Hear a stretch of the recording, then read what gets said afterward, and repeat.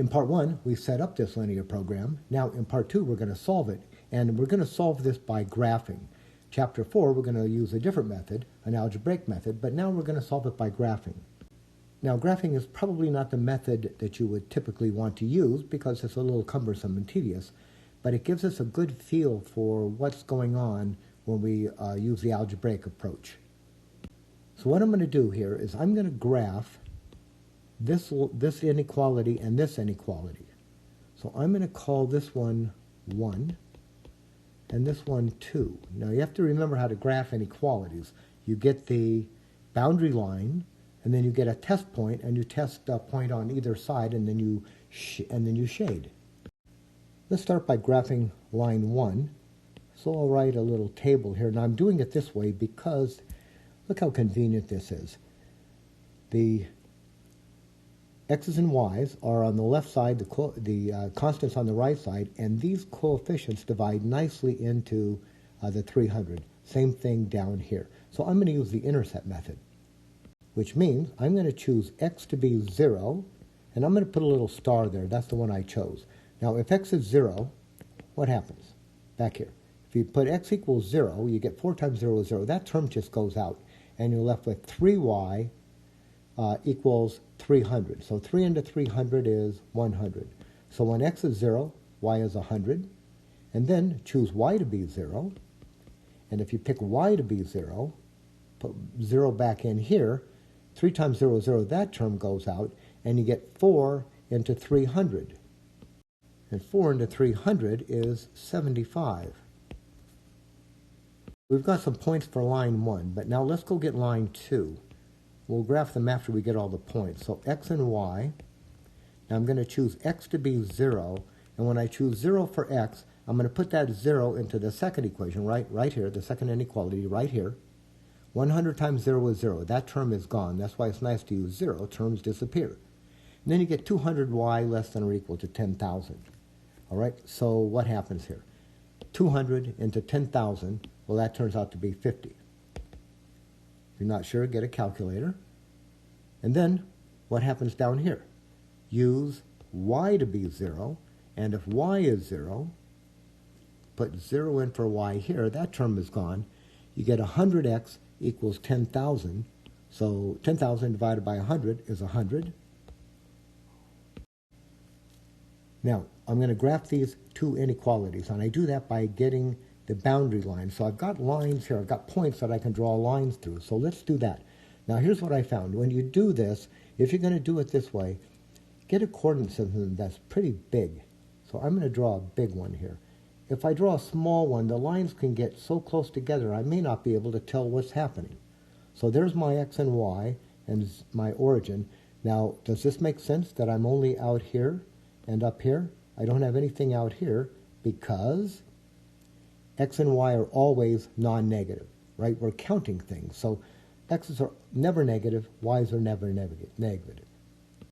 So here's how I'm going to graph this. I'm going to look for the biggest y that I've got. So look at the y's. I'm going to go on the vertical axis. So the biggest y is 100, and then I've got a 50.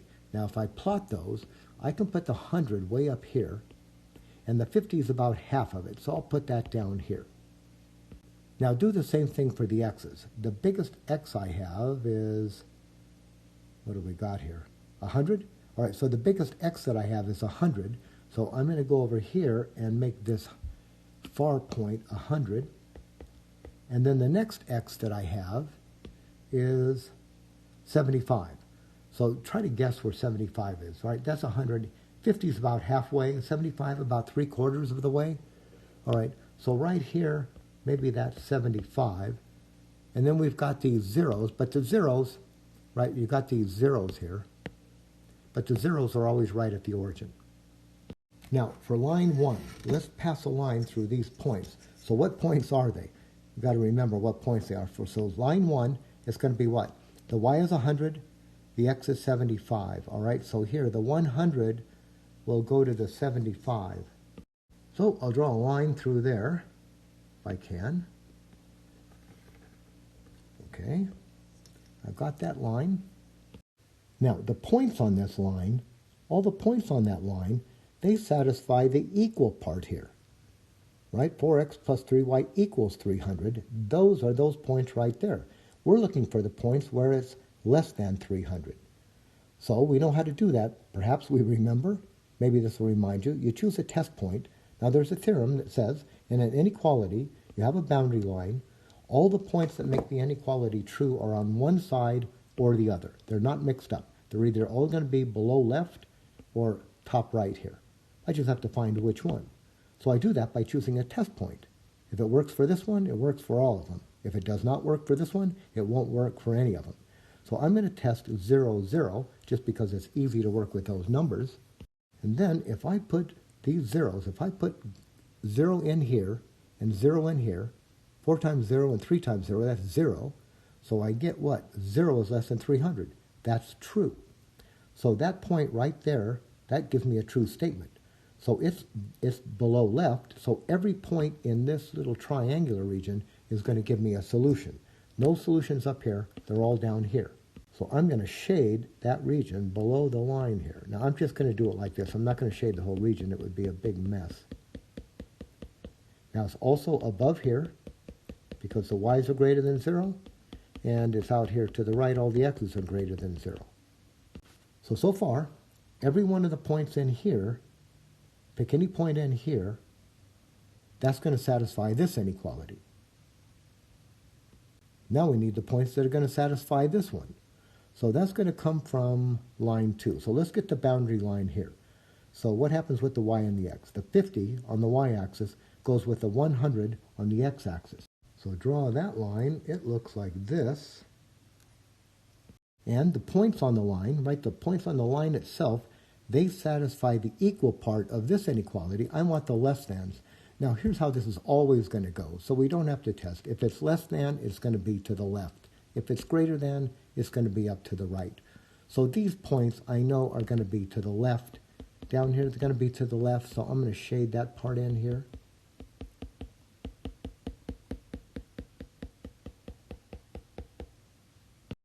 I'm looking for the points to satisfy both of these inequalities. So where are they?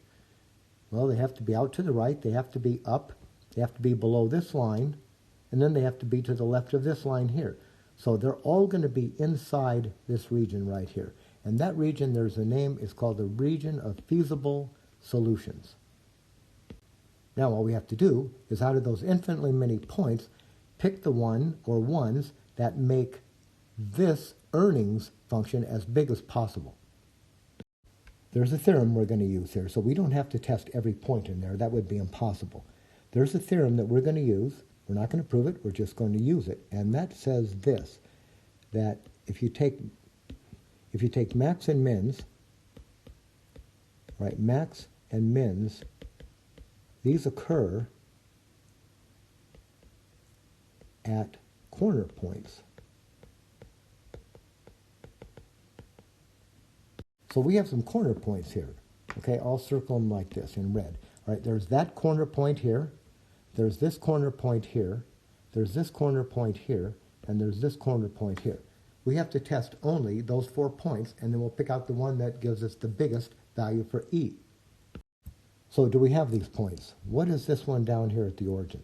Okay, that point is what? That point is 0, 0. Now I'm just going to go up clockwise here. What is this point? Well, the x-coordinate is 0. The y-coordinate is 50. So this point here is 0, 50. Now, keep going. I'll move down here. This one here, I don't know. We're going to have to get that. That's going to take a little bit of work on our part, but not much. Let's go down here because we can get that one easily, I think. What is this? We're 75 out on x, 0 on y. So this point here is 75 and 0. So let's get this point right here. All right, we'll get that point right there. So what is that point? Well, that is the point that is on both of these lines. So that's the point of intersection of 2 lines. So we have to solve this system, right? How do we find that point? You solve the system of equations. All right, so we need to solve this system. We're going to solve 4x plus 3y equals 300, right? Because we're looking at the line. 100x plus 200y equals 10,000. Now, I think you ought to go to Wolfram Alpha and type in this. RREF. Okay, open the matrix. The first row is 4, 3, 300. Close, comma, separate the rows. 100, comma, 200, comma, 10,000.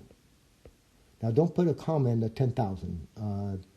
Wolfram Alpha just can't read that. So you put that into Wolfram Alpha, and that will give you this pair right here. Actually, what it gives you is this. When you RREF it, you get 1, 0, 0, 1, and then on this side, when I did it, I got 60 and 20. So over here, I got a 60 and a 20. So the X is the 60 and the Y is the 20. Now we have all 4 points. I've got this one, this one, this one, and this one. I'm going to put them into a table and just compute to see which one gives me the biggest value of E. So I'll build a table here. How about X, Y, and E? All right, now I'm just going to start right here at the origin. Now if I put zeros and 0 in here and 0 in here, what's the earnings? All right, so you put 0 and 0 in for X and Y. Now you're here, right? You want to put it back into here, 0 and 0. So I can probably squeeze that in. It would look like this. 13 times 0, it's kind of a mess. 13 times 0 plus 9 times 0 is 0. Right? So if you don't make any crates, you don't make any earnings. Let's just move up here, right? I'm just going to go clockwise. Any direction you want, just get all 4 points. So this is going to be 0 for X, 50 for Y.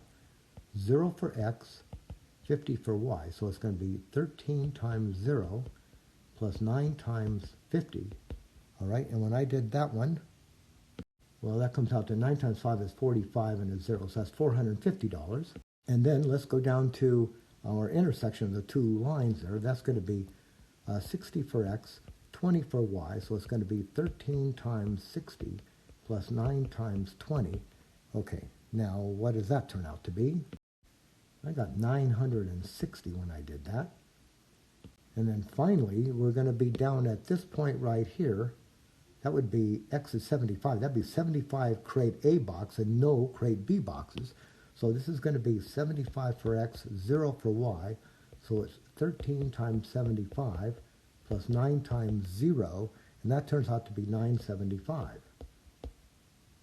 So now you compare all these numbers. Which one's the biggest? It's this one right here.